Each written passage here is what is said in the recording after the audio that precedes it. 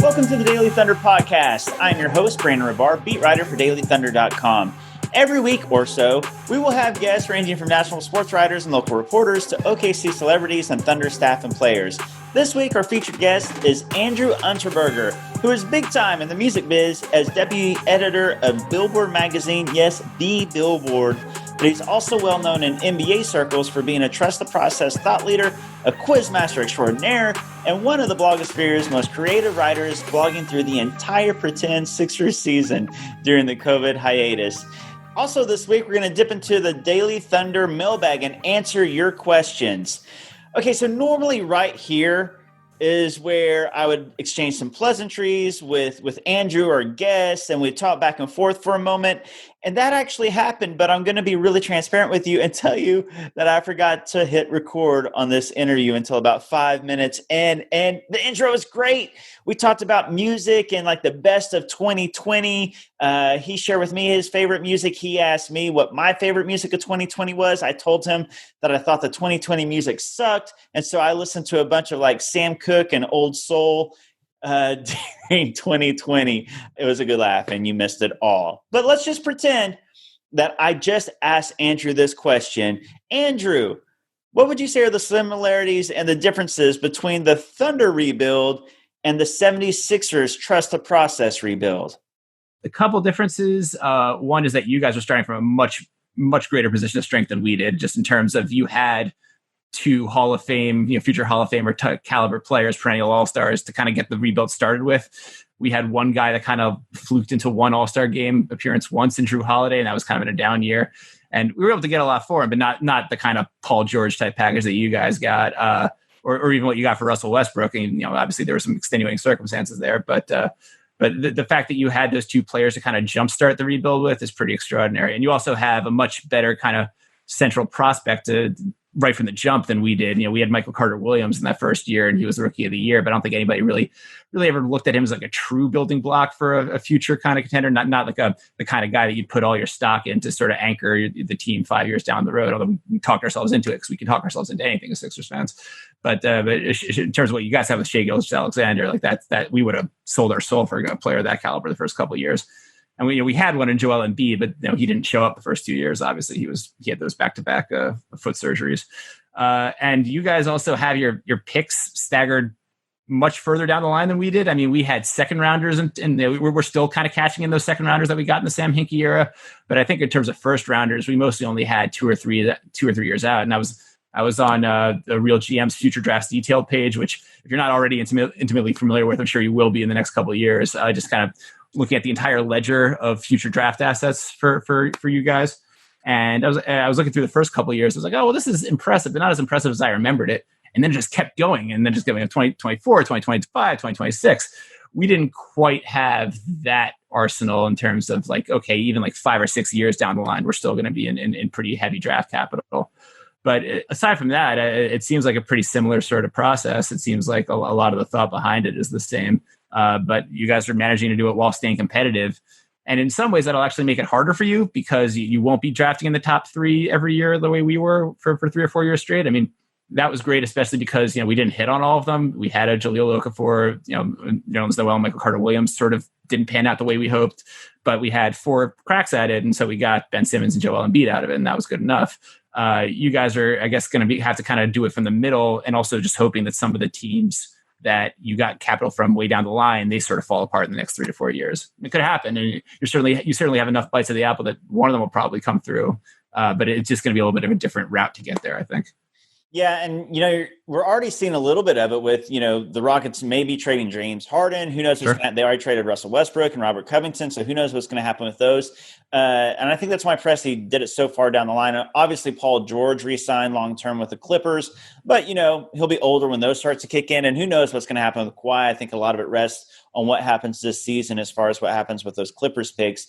But I think that you bring up a great point as far as getting a lot of cracks at it, because I think everybody just automatically assumes, if you get a top 3 to 5 pick, you're going to get a star. Well, OKC fans have been a little bit spoiled because Sam Presti hit on all his when he had him Certainly did. between Kevin Durant and Russell Westbrook and James Harden, and then even in the 20s with Serge Ibaka. I mean, he was just living kind of a blessed life. But even Presti, with all his powers, isn't going to be 100%. So I think it is important to get a lot of cracks at the Apple. So you guys had this trust the process catchphrase, and I think it really kind of built up an excitement within the fan base. And so they got on board. And I know Joel Embiid, he was tweeting it out a lot. And so how long did it take? Because I'm curious, because Thunder fans have experienced so much success in such little time and sustained success. They were either contending or, at worst, they were a 5 seed with the potential to go to the second round or the Western Conference Finals. This will be a different kind of deal with the Thunder if they do bottom out. You talked about competing, but, they traded away Chris Paul and Gallinari and Steven Adams and Schroeder. So we'll see this year where they land. How long did it take the fans to get on board with trusting the process and the whole rebuilding thing? And was there any sort of pushback? Like, no, we want to compete. We want to contend. Stop bottoming out. Yeah, I mean, it's a question of as Sixers Twitter versus actual season ticket holders. Season ticket holders, a lot of them never got on board with the process. I mean, because they actually have to go to the games. They're actually paying money for seats, and they actually want to see a product that isn't, of 19 and 63 on a good season. In terms of the sort of blogosphere and the sort of the Sixers Twitter reaction to it, I think most of us were on board pretty quickly, just because, like you were saying, OKC has this incredible sustained run of success, and even a bad year, still pretty good. Sixers hadn't had that for a long time, not since the peak Iverson years, which didn't even really last as long as they should have. But, we were 7 seeds a lot of the time, a lot of 41 and 41 type seasons. You kind of talk yourself into maybe a first round upset being meaningful. But, the best memory that the Sixers franchise had in the decade before the process was beating the Bulls as an 8 seed when the Bulls were the 1 seed, obviously. And that was because the Bulls' 2 best players got hurt over the course of the series. And we took the Celtics to 7 games after that, but it was a weird series that nobody really took seriously. And there was really no way to talk ourselves into that team being capable of more than they had already shown us, which wasn't that much. So it was the treadmill of mediocrity. Most of us wanted to get off. Most of us were okay with it when it seemed like there was a guy in charge who had a plan for the future and who was willing to kind of go to the bottom in order to get to the top, both of which were novel for us at that point in time. So those of us who kind of took that long view, we were on board pretty quickly. And some people kind of got on because the culture of it became so fun. Part of the Rice to Ricky Sanchez podcast that I now write for, but I wasn't at the time. They kind of built a community out of the losing and out of the tanking years in the process, and we were able to kind of celebrate that and make it fun. And now that the team's good again, they're Sixers fans that actually kind of long for those days of losing and it being simple and it being fun and there being no expectation and kind of no weight on the team's shoulders. But yeah, in terms of, there was always a schism in the fan base in terms of the folks that got on board and the folks that never really understood what Sam Hinkie was doing, thought it was a pyramid scheme, whatever. Is that kind of emerging with OKC already? Like, do you find that there are kind of like-minded folks that are cottoning to it immediately, and then there are other folks that are like, what the hell are we doing here? Yeah, I think you're right. It's funny. If you look on Twitter, I don't know what why there's such a difference between NBA Twitter and say NBA Facebook, because I look at Thunder Twitter and it's a lot of, rebuilding and let's get the draft pick. We need to bottom out. We need to be as bad as possible.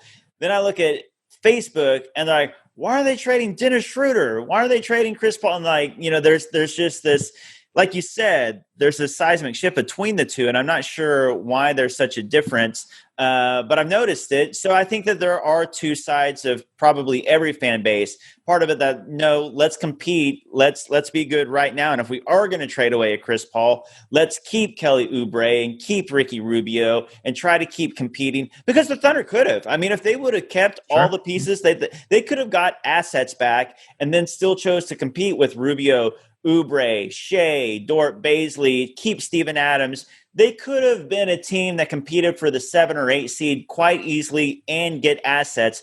But I don't think that's the vision that Presti has. I think that he wants to contend, so he wants to bottom out. And I am really curious to see if the other half of the fan base that's not on board with it, if they get on board. I'm curious. I don't know what's going to happen there. Now, we talked a little bit about striking out and hitting on top 5 picks. Do you think it's inevitable that teams will miss out on picks? Do you think it's as easy as Sam Presti's good at picking and the Sixers management at the time pre-Morey wasn't as good at picking? Or do you think there's just an element of luck no matter how good or bad your GM is? Well, I mean, certainly Sam Presti does have a pretty good track record there. And, he may have a higher track record. He may have a higher rate of success than most at his position. I don't think anybody bats 1,000 when it comes to the top of the draft, especially just because injuries are such a factor, culture, team fit is such a factor. Like there's a certain degree of science to it, but I don't think that anybody can claim to have it down to an absolute. And I don't think Sam Hinkie would have ever pretended that he would have had it down to an absolute, even in a best case scenario. And you'll be lucky if there's no sort of external forces that are kind of pressuring certain decisions. Like the most controversial decision in the process history still remains the taking of Jahlil Okafor at number 3 that year, 2015, I think.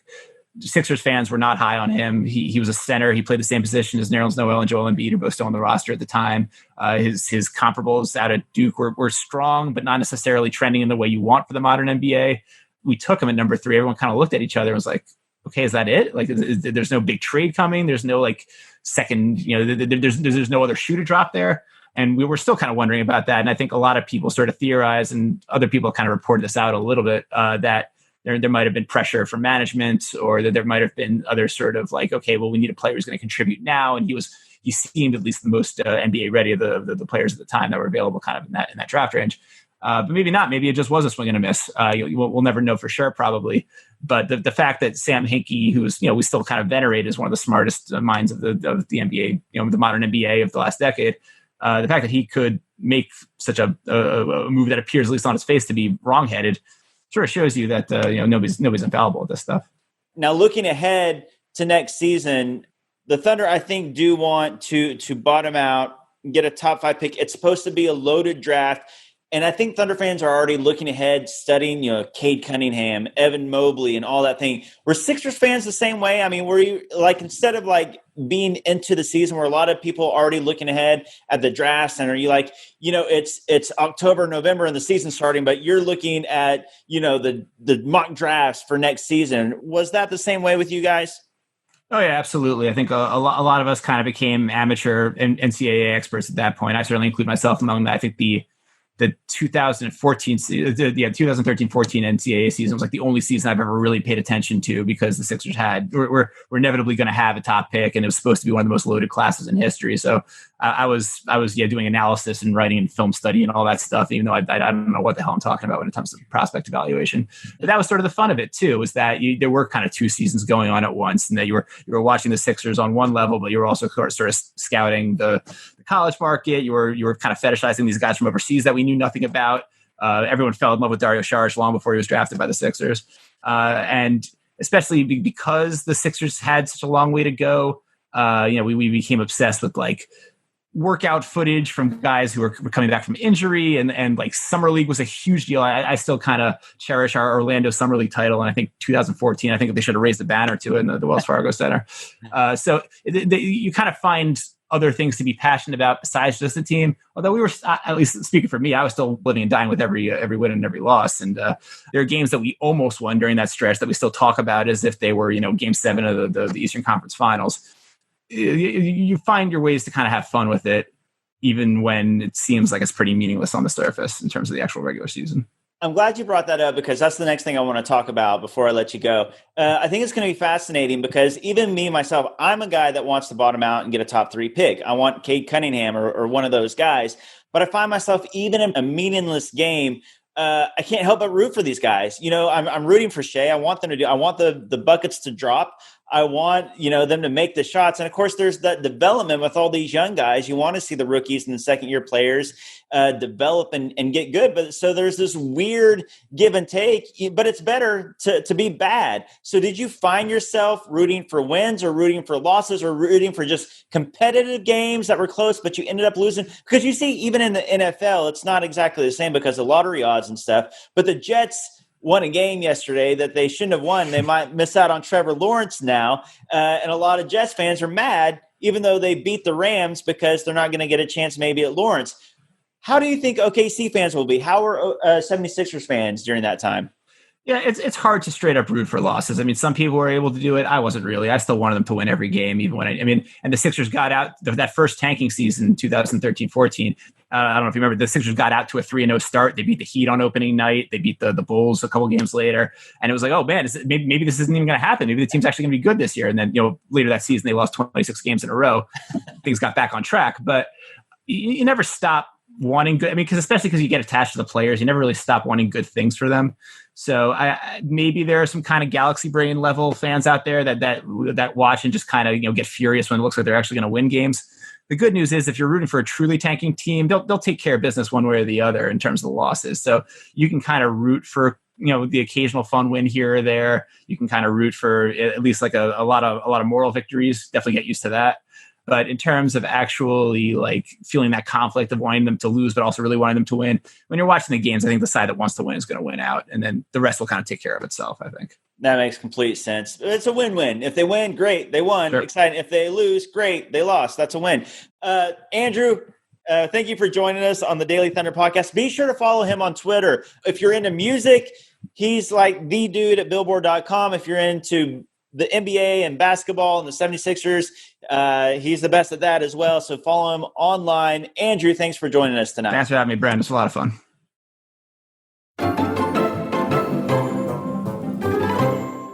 Now it's time to open up the Daily Thunder mailbag, and I'm joined by our producer, Rachel Jameson. How you doing, Rachel? I'm doing great, Brandon. How are you? I'm good. Do you have some solid questions for us today? I have so many good questions in this mailbag.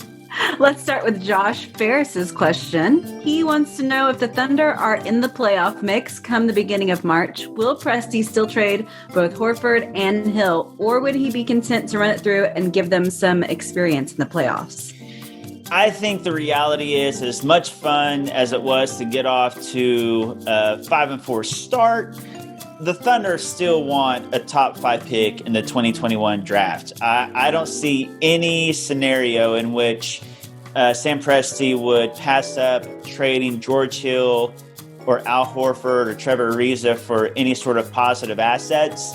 And so, I don't think that the Thunder will be in playoff contention in March because they're 5-6 now, and they're about to hit a really brutal stretch of games through the end of January, and even part of February is pretty rough. But just hypothetically, if they are still in the playoff mix, no, I still don't see that happening. I think that Presti will do whatever he can to ensure as high draft pick in the 2021 draft as possible, and not worry about having a fun playoff run this season and playing the Lakers or Clippers in the first round and exiting the playoffs in the first round again. Last year was the fun bridge year of, hey, we're rebuilding, but this is a lot of fun. We're competitive. We're in the playoffs. We took the Rockets to 7 games. I don't see any way that repeats this year. This year has been fun, though, so far, though. The fact that anybody's even asking what if we're in playoff contention is pretty incredible. It's been a lot of fun to watch. Yeah, that's the thing. I think it's been a lot of fun as well. It's exciting to see this team be so competitive. Yeah, they got blown out by the Lakers, and they've been blown out by the Heat and the Pelicans. But besides those 3 games, the other 8 games, they're either winning or losing in a really, really close, entertaining fashion.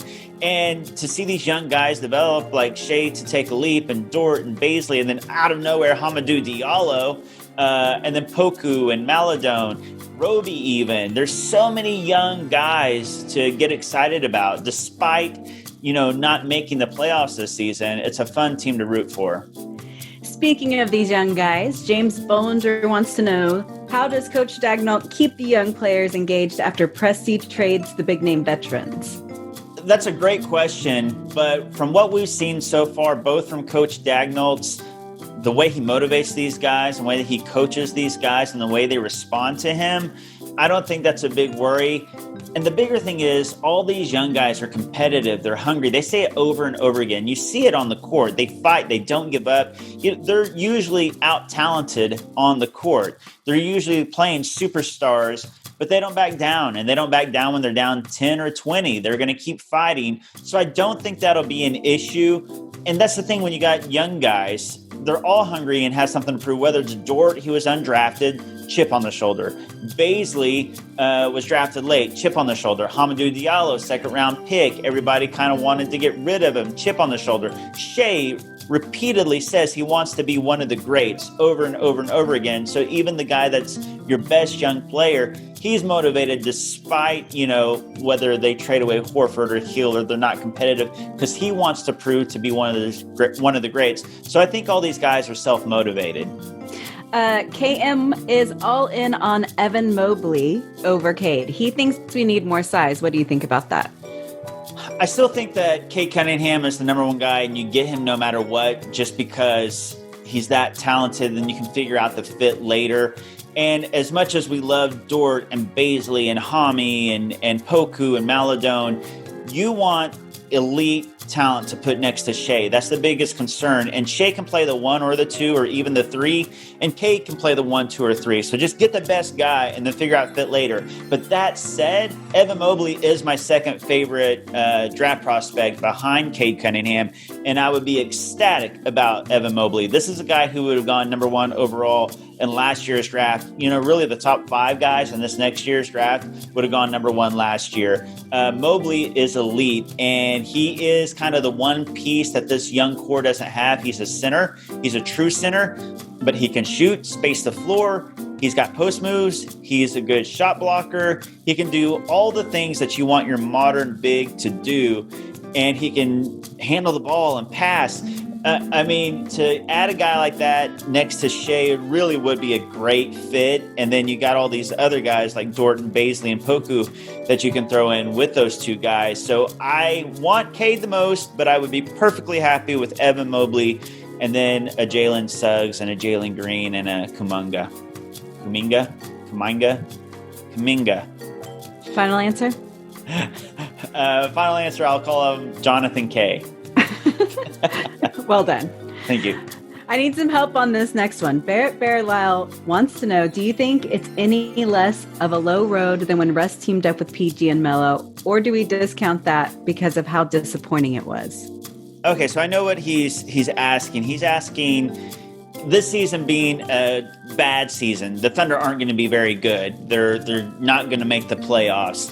Is this as bad as the Russ, PG, Melo year when they did make the playoffs, but the expectations were so much higher? They were supposed to compete for a championship. Like, which is worse? I think definitely as much fun as the OK3 were, that season was worse because, they were expected to, at the very least, make it to the second round, maybe the Western Conference Finals, and they went out in the first round against a rookie Donovan Mitchell and Rudy Gobert. They should have beat that team. This team's expectations are just in a different place. Yeah, they're not going to win a lot of games, but they're not supposed to. The end game is, do the young guys develop? And the young guys have definitely been developing and show a lot of promise. So to me, that's a win. And can they get a top 5 pick? And if they lose a lot, then they're going to get, a top pick, and you're adding a big time talent next to Shea. And that's kind of the goal of this season. So to me, this season is much, much more fun and not nearly as disappointing or heartbreaking as that OK3 season. Our last question in the mailbag this week comes from Josh L. So Josh L thinks that the Rockets are going to try to make their pick a top 4 so they can keep it. So is he right in thinking they can only guarantee that by hitting rock bottom? Yeah, so what he's talking about is the 2021 pick swap that the Thunder have with both the Rockets and the Heat.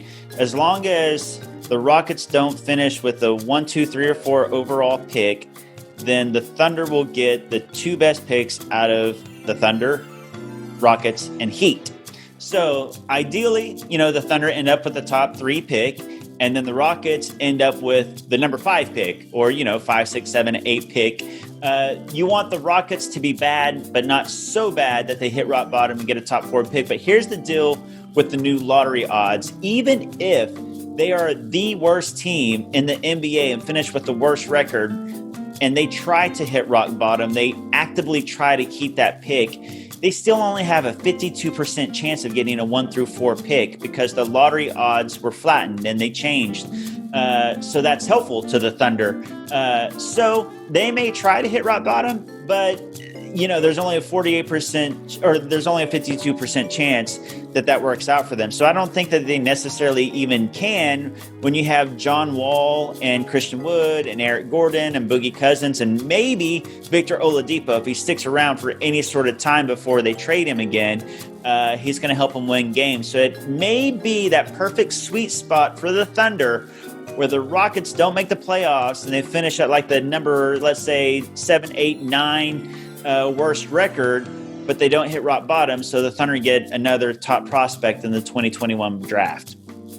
Glad to hear the rules are actually playing well for the Thunder this time for a change. Yeah, that's the truth. Yeah, the Thunder have been messed over by new rules so many times. It is kind of not, and it's funny, it's ironic because I shouldn't say Sam Preston, because the Thunder were the one team to vote against flattening the odds. And I know why we did it. We're a small market. It hurts the small markets. It's the only way to build up elite talent is by guaranteeing, but doing what they're doing right now, tanking and trying to get a top pick. So I know why we voted against it. But in this one case, it could end up helping the Thunder. Okay, that's it, Brandon. All right. Hey, thanks for everybody for sending in your questions. And be sure to keep sending them in to at Daily Thunder or hit us up dailythunder@gmail.com. I think that's our email address. I think you're right. We're wrong. Sorry, Craig. Who uses email anymore? What's that? Send us a fleet or something if you've got a question.